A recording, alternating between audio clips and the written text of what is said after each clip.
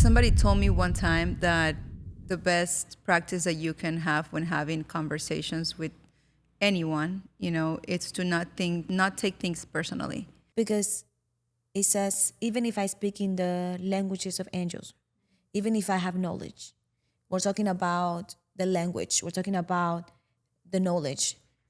But what about the voice? The voice matters. What you're saying is true, but she's not listening to you because of the way that you're saying it.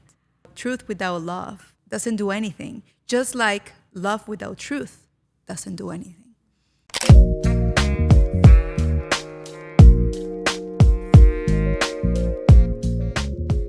Welcome back to our Into the Attic podcast. Today, we're very excited because we're going to speak all things about communication. There is power in the tongue, Carlita, huh? Ah, wow. This is the Into the Attic podcast. My name is Vanessa Carranza, and I'm Carla Jaimes. we're really excited to continue bringing raw conversations and going into the emotional attics of every one of you.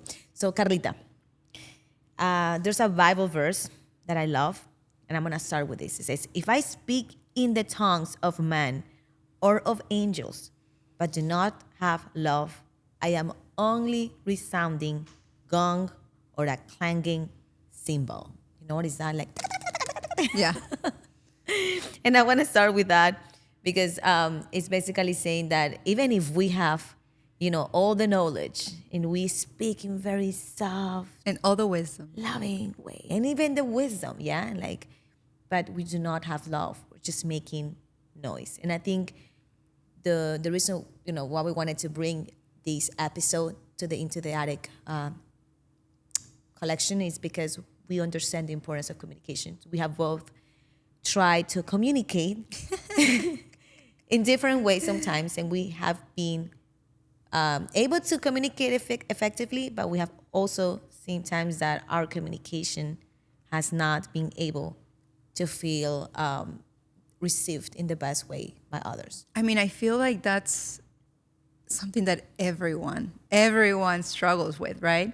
Because it affects every area of our life. Like when you think about it, not only our relationships, romantic, at work, we are meant to be in relationship with other humans in society, and we obviously don't all think the same way, speak the same way, and sometimes things can get lost in translation just by the way that we communicate. Yeah, right? 1,000%. So what are the things that you believe can make a communication effective?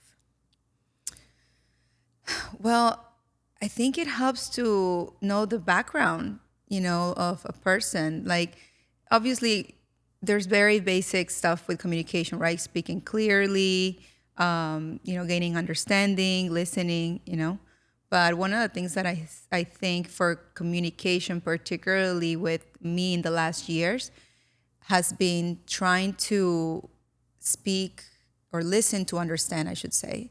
Listen to understand rather than just listening to answer. Because if I don't gain understanding of where the other person is actually coming from, I'm going to be quick to speak.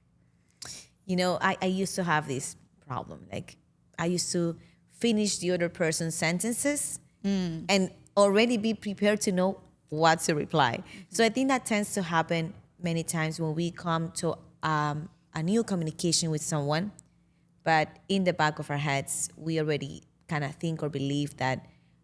And we were talking about that in the previous episodes, one of the previous episodes about unpacking the boxes when you show up in life with the things that you still haven't healed. And sometimes we engage into conversations already thinking, I'm not going to be understood. I may not be heard, or what I have to say may not actually land the best way. So I think, to me, effective communication comes from, and this is something you actually mentioned, this book. I love that book, The 4 Agreements. Be impeccable with your words. And it comes from not assuming. It comes from not trying to speak in a way of already giving a statement, but actually be impeccable. Learning how to keep a conversation. And to me, that's also very important. It's funny that you say effective communication, right? Effective. The the point that I wanted to take across got to you and you understood it? Or did something happen in the middle of that that you didn't understand? And then you received it in a whole different way, right? Which, if you think about, it's not that easy to do, because in order for us to receive it, we have to really want to understand what you're trying to say and not create our own stories and our own, ideas, right? And that sometimes is hard, because depending on what conversation it is or who it is that we're having it with, it totally comes down to, what are we trying to get as a result of this conversation? On a relationship level, we've just starting with that, how many times it's happened to me where, I'm trying to, I don't know, share an idea or speak to my boyfriend about, hey, be careful with this, just because, et cetera, et cetera. And the way that he might perceive it would be, oh, she's trying to control me, right? And I had an actual conversation with my boyfriend on this. And I remember it went like this. He said, like, why are you trying to, control that situation, right? And in my mind, I was just, the way that I was saying it to him was, I'm like, I'm just trying to protect you. But he didn't hear it as a protection. He heard in his way, it came as control, And, it took us to speak about this, to really understand, okay, that's what you meant. The intention wasn't that, but we had to speak about it, because sometimes we have to really see how the other person is receiving the information, not just how we deliver it, but how is the other person receiving it. Communication, to keep a good communication with someone, there's A-B. Let's speak about a conversation one-on-one, like this, right? I could right now tell you something, and I may have said it in a very general way, but it could have landed to you in like, oh, wow, she hit home, and not in the best way. But it also could happen because the other person comes from, whether two things, completely opposite, never being told, never being corrected, never had someone to like give, have a voice that will matter in their lives, all completely the opposite. They come from like, hey, I come from people that wanted to control me in the past. Yes, exactly. And, that's actually something that I have gone through, being in a relationship with someone that I want to listen to you, come explain to me what the problem is, try to bring a solution or an idea of what a solution could be, but don't give me an ultimatum, or don't try to put your foot down. And I'm like, I'm so tiny and short. I am so sensible. Like I do have my character, but like I'm not trying to put my foot down on things. I'm just trying to make something clear. And then it's like, oh, okay. So, and then you explain to the person, no, I'm not. And I love that you said that. You said in this case, you said to your partner, like, I just want to protect you. It's not me wanting to, give you an order or like, bring a ruling into your life. And I love that, because it is important to like understand that the other person has had an experience before, right? And it's also our responsibility in the trying to communicate effectively that we understand, that we acknowledge that the purpose of communicating effectively is that the person can understand where we're coming from. Yeah.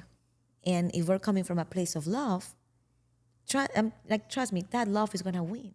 Because at the end, at the beginning could maybe a discussion or maybe a fight, because that can happen in relationships. Yeah. But then at the end of the day, when the two sit down, oh, what I actually meant to say was this. It's interesting because I don't know if it has happened to you, but in many relationship discussions in the beginning, something is said, then the other person replies, and then it's like ping pong. And then when you both get finally tired of the discussion because you realize the real message is getting lost in the many words that are being said, you're like, okay. I'm sorry.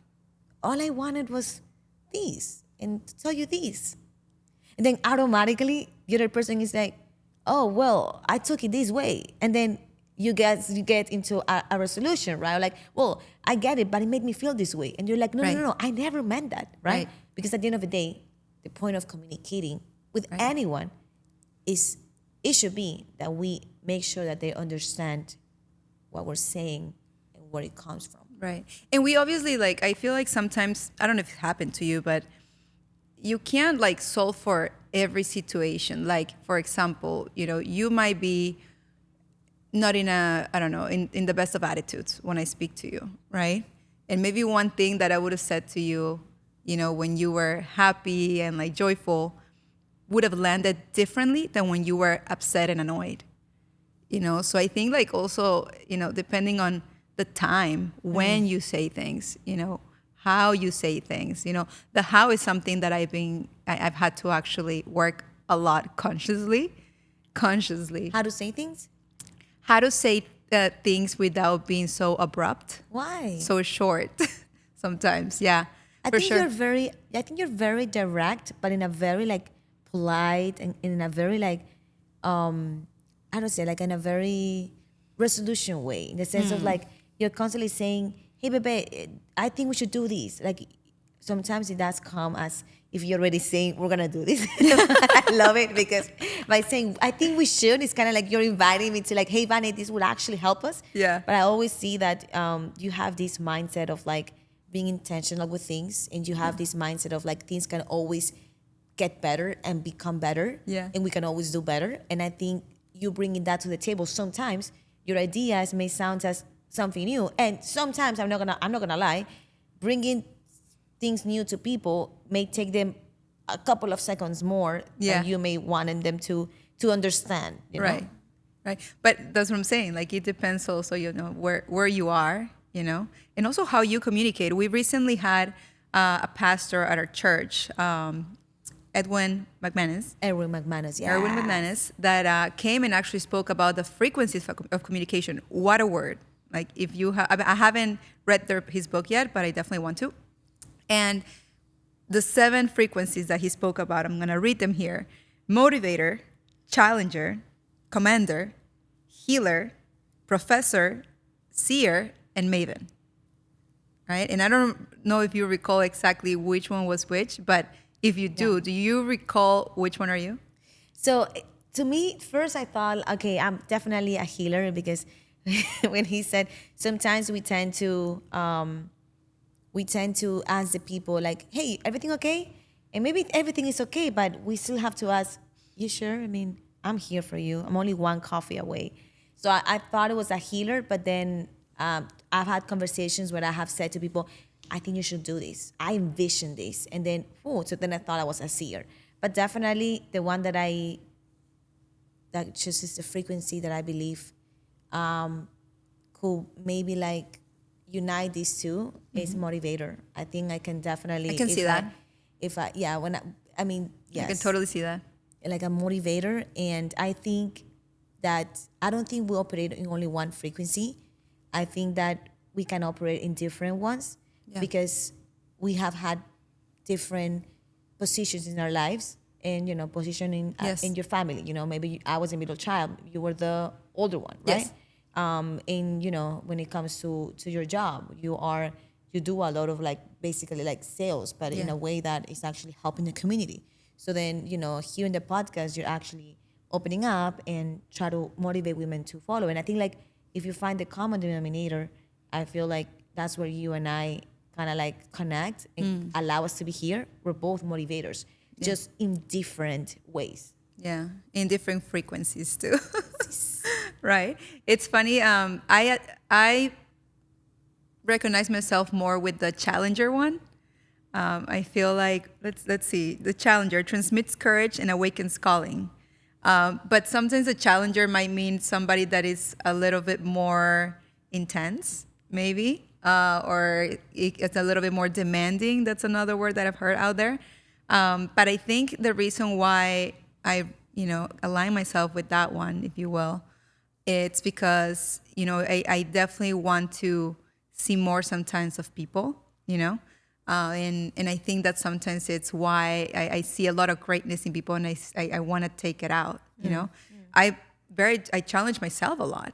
You know, especially with my growth. You know, can I learn more? You know, can I be more? Can I, do something that I know God has given me the gift, to do, and can I grow into that? You know, so I challenge normally myself a lot, and in my communication, to others, just like you said, like, okay, yes, let's do it, let's get it done.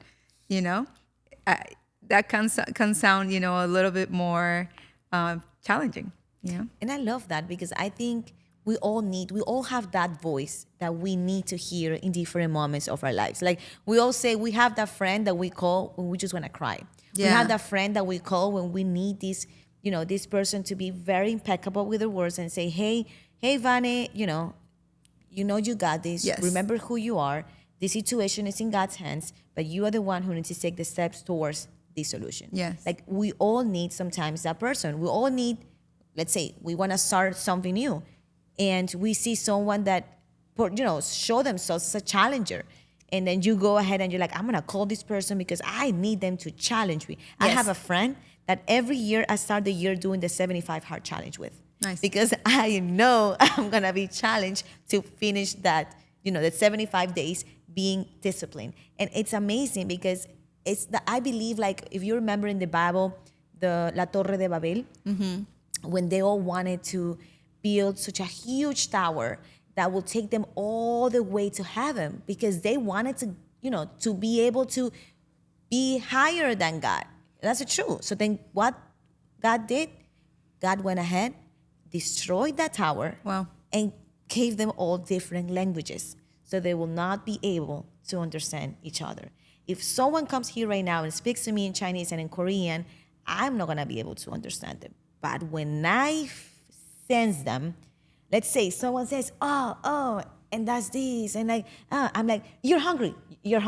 Like I think if someone comes and, is calm and is peaceful and brings this sense of like this frequency of like, oh, I can relax next to this person. I'm like, this person has something of healing because I was stressed, I was anxious, and I feel like just listening, there's a frequency there. Yeah. But if I see someone that is like, this and that, like, oh, that person is definitely Commander. It's a commander. Yes. Like That's like me. I don't even That's speak my his second language, but I already feel like lifting things up because, Yeah. So I think we do not understand all languages, but we can definitely understand frequencies. And I think that's a beautiful thing because the only way that Yeah. we can understand that frequency is if we learn to stay quiet for a moment and pay really attention and be intentional in wanting to connect.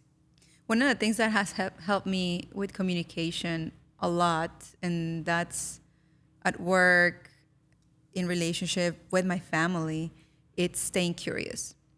I think that's one of the practical Key. ways of doing it. Because if you remain curious about understanding more and really gaining understanding of whatever the other person is telling you, or why do they think something, or why did they say something like that, instead of reacting and, kind of just saying things that, out of reaction, it really helps, how the communication and that conversation is going to flow. Definitely. And I'll give you an example, like, with my sister, for example, for quite a long time, I was very reactive. I came more from the commander kind of like, frequency, if you will. And she's also on that commander vibe as well. And so whenever like we would have conversations, sometimes we would clash, like we would, and it would just lead us nowhere.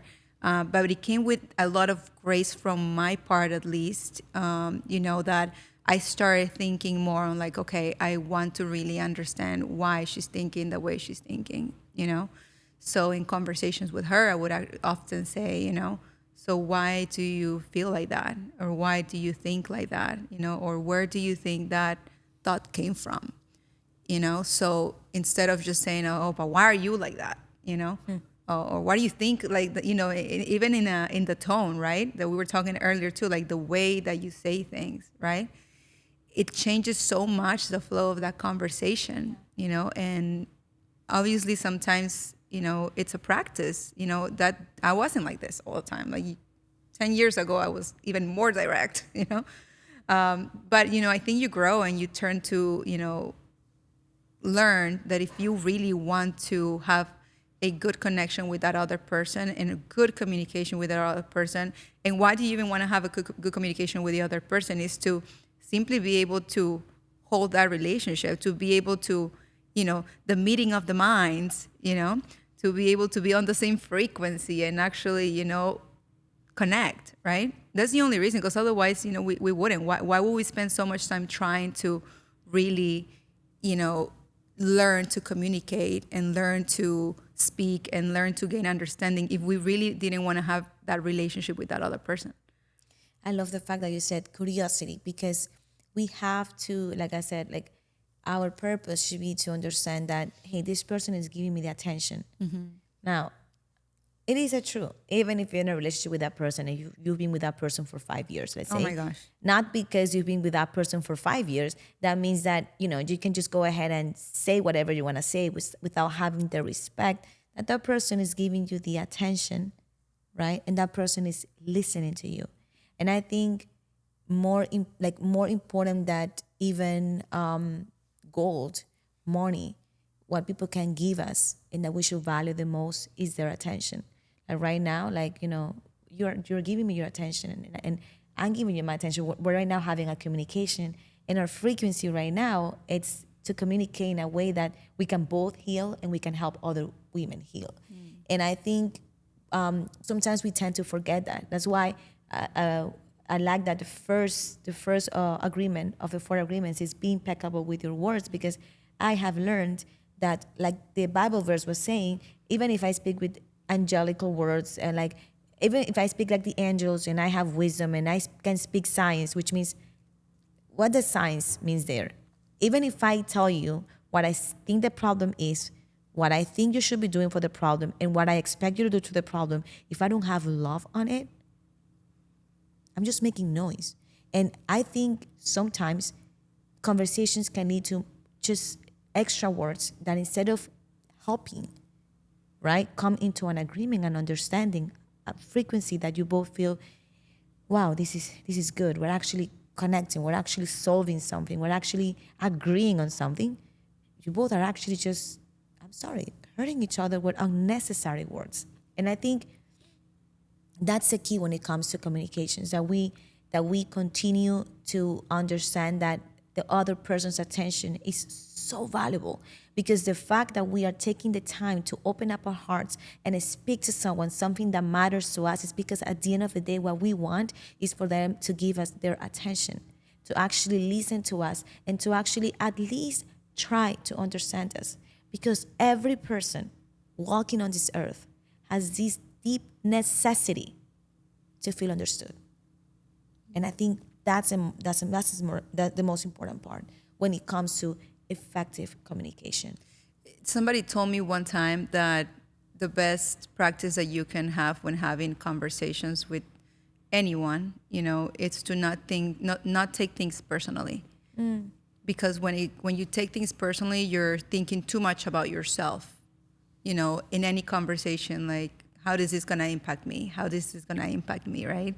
And if somebody says something and I don't like it or I don't agree with it, I'm not listening anymore what they're saying. I'm thinking about what how is this impacting me? I don't agree with it. My politics, my thoughts, my belief, my this, my that, and I completely already lost the conversation just because I'm thinking too much about myself. So you're going to win. You're looking to win in that conversation. Correct. So it's like, don't take things personally. That's another agreement, by the way. Yeah.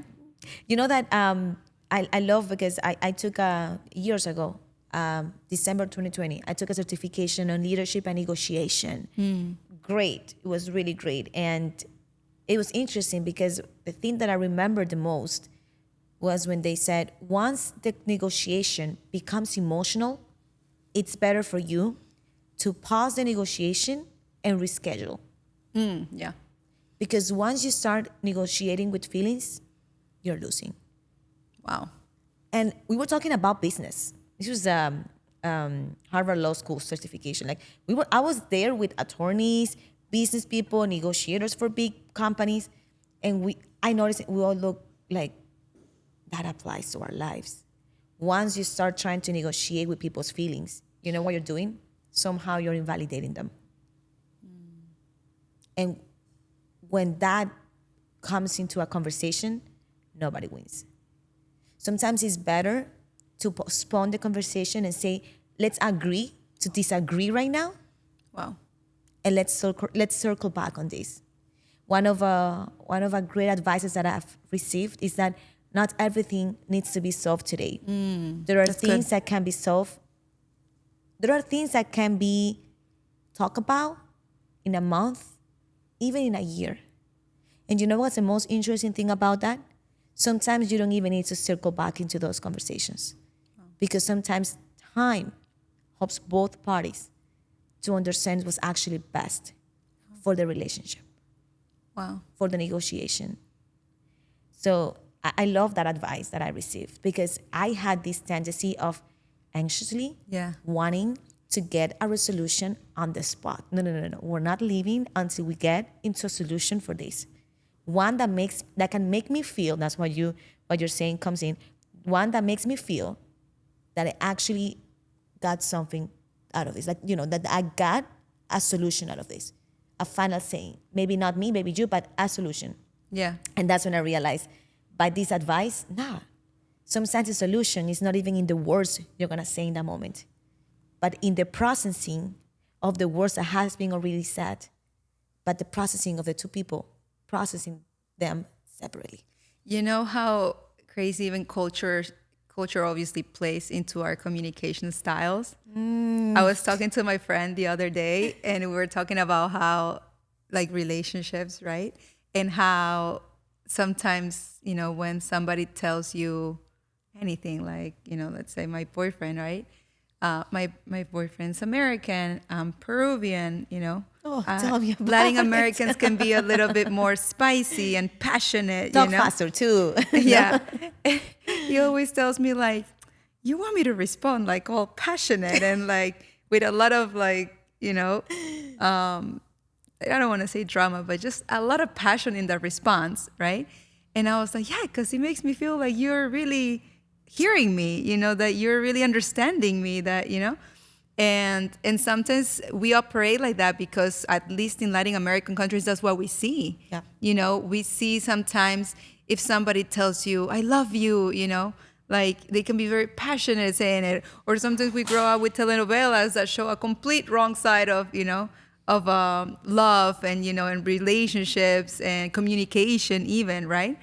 So I always kid around with them like, oh, this is why we are the way that we are, because we grew up with this misconception, on how, feelings have to be shown, or words have to be said, and even like, thinking about the way that certain countries, speak to each other. Some of them are more loving than others. Yeah. I've always said, for example, I'm from Peru. We tend to be a little bit more dry in our communication, more separate, it takes us a little bit of time to, get close, in conversation and trust, versus the Caribbean, for example, countries, they tend to be more loving, more, more fun, more, flamboyant, if you will, right? So I think depending where you're from, that 100% impacts the way that you communicate. Yeah. And the way that you actually hear, because sometimes, and this is me, like speaking from a very like personal experience. Sometimes somebody says something to me and I'm like, were they upset? Did I do something? Wait, like, I automatically assume, which is another, do not assume. Right. But I used to tend to assume that answer was short. Something is going on. And I will feel fear, unnecessary fear, guilt. Oh my gosh, I said something I shouldn't have said. Now I'm getting this response. So it's interesting because I do think that every person is a different experience. Yeah. That's why it is important even to learn their love languages. Not because, we're not going to bring it into this episode, but I do think that love languages are not about how to show a person's love, but actually to understand how a person feels seeing that they matter and that they're loved, right? What is your love language? Words of affirmation and quality time. I do. Yours too? Yes. So Latinas. No, just kidding. So Latinas, we want to hear all the words. Ain't that right, Drew? But you know what I love the most is that it took me a while to kind of like even being able to like voice it out. Now I'm like, so by the way, my love languages are, because now I am open, right, to it. And why am I saying that? Communication. In order to communicate and in order to receive from others what they have to communicate to us, we need to be open, right? And openness in our mind, openness in our heart. Openness comes from what you said, curiosity. And one of the things that I also like learned when it comes to communications is that one of the key things that we can learn when it comes to saying something is make questions. Yeah, that's good. Yes, because sometimes when we come already with an idea of something, but we don't first make questions, we're basically showing the other person, I'm not here to listen to you. I am actually here to tell you what I think, what I feel. Yeah. And that's another thing that I learned. All of these are tools that I learned. I have applied them in my life and they have worked. There are moments that emotions have taken over and I haven't applied it. And then I'm like, oh, shoot, I should have approached this in a different way. But I'm showing them because I have seen them working in different situations in my life as well. Come making questions. Yeah. Because that shows the curiosity that you were talking about. Yeah. It allows you to gain understanding, because I think when you're speaking to anyone, you're either going to want to gain understanding or you're just going to want to win the conversation and just think whatever you think. But if your goal is to gain understanding, of whatever subject you're speaking about, then you're going to want to, be curious, ask additional questions, right? Especially in some sort of conflict situation, right? I mean, that's another level, especially when you have feelings, emotions involved, you have to be able to be curious enough to and get over your own, feelings in the moment to really get to the resolution. Yeah. Because otherwise you won't be able to, right? That's why they usually say that, if you're upset or, your emotions are high, it's probably not the best time to have a conversation. You know why? Why? Because it says, even if I speak in the languages of angels, even if I have knowledge, we're talking about the language, we're talking about the knowledge. But what about the voice? The voice matters. And when someone comes and say, hey, Carla, can you please pass me that bottle of water? That sounds like, oh yeah, of course, bebe. But if you say, hey, Carla, please pass me the bottle of water, you'll be like, who?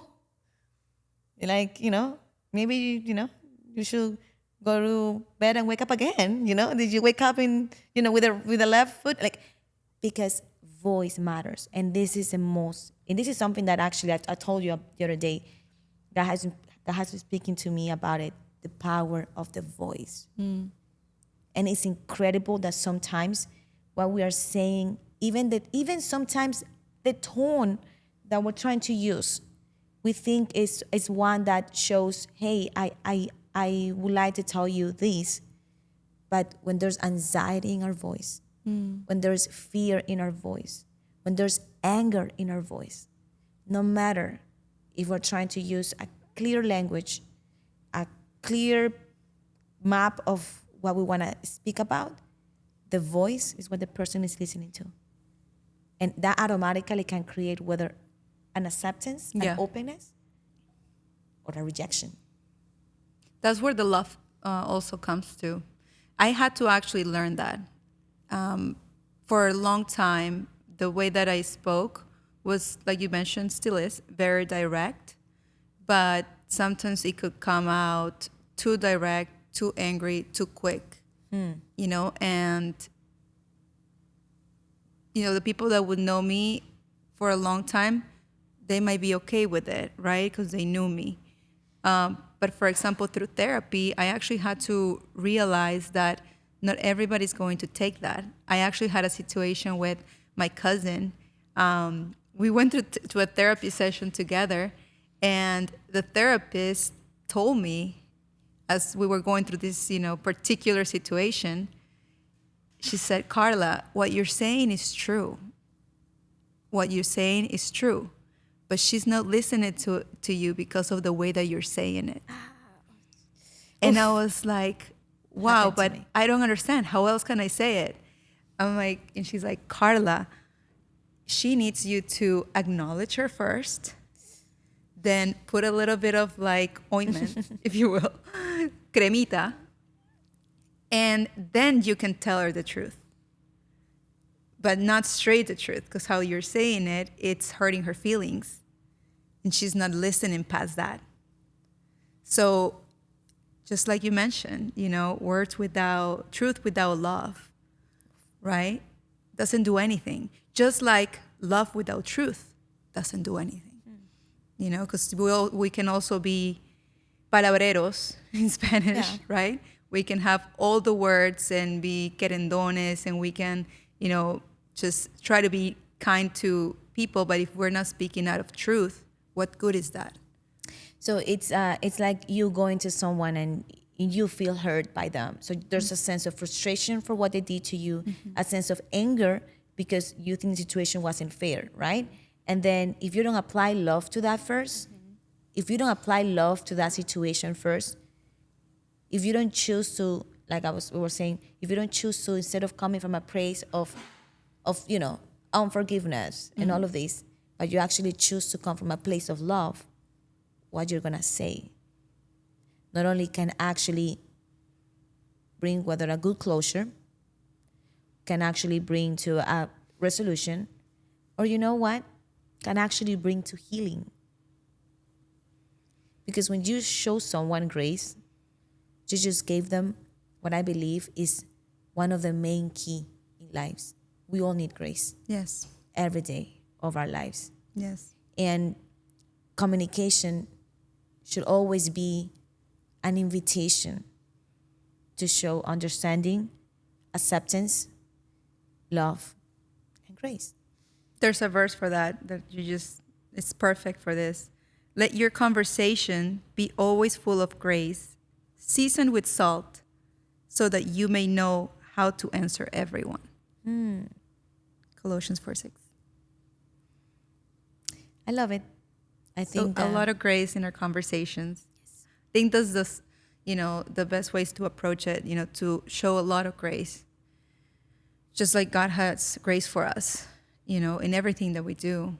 If we approach every conversation with curiosity, with grace for the other person, and vice versa, right? Then ideally, we'll be able to have a meeting of the minds and really have just, You know, a the good Bible, relationship. the Bible says love one another, right? What is love?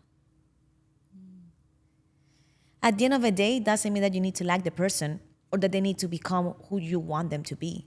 Love is acceptance. Carlita. I feel loved by God because He accepts me over and over again, even when I sometimes may even reject myself for the things I've done. Amen. So I think we want to approach a conversation like with that love.